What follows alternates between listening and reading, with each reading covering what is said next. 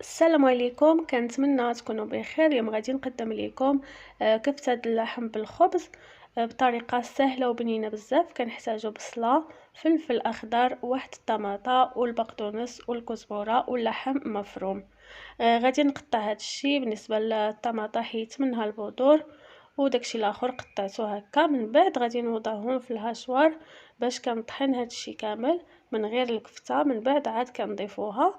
غادي نحط هاد المكونات كاملين، البصل والفلفل والطماطة والكزبرة والبقدونس، وغادي نخلطهم. اولا ممكن تقطعوهم قطع صغيره بزاف بالموس بيديكم. الا ما بغيتوش تستخدموا الهاشوار او الا ما عندكمش. هذا هو القوام اللي حصلنا عليه. من بعد في واحد الاناء غادي نضيف كميه اللحم اللي عندي، وغادي نضيف عليه داك الخليط. انا الكميه ديال اللحم 4 كيلو اللي حطيت. غنضيف الكمون وفلفل اسود والبابريكا والملح حسب الذوق. غادي نخلط هذا الشيء مزيان. غادي نخلطو بيدي. من الافضل تخلطوا بيديكم باش كيدخل دوك المكونات مع بعض وكتجي واحد البنه زوينه بزاف.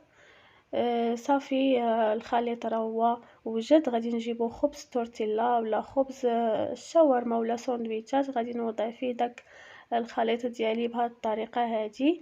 نحاول نلصقو مزيان في الخبز ونسدو، ونحاول ايضا ان نكبس عليه من الفوق باش ما كيتحليش الخبز وما كطيحليش الكفته. ما ديروش واحد لاكوش لي كبيره او لي سميكه، حاولوا ديروها رقيقه باش كتلصق ليكم على الخبز. من بعد ما غادي نسالي الكميه ديالي كامله، غادي ندوز باش نديرهم في الكباسه. ممكن ديروهم في الفرن، كتبقى الطريقه ديال الطياب اختياريه. هنا غنكبسهم هنا كيطيبوا مزيان. الخبز ما كيتحرقليش حيت كيكون فيه الماء من الداخل وكطيب الكفته مزيان.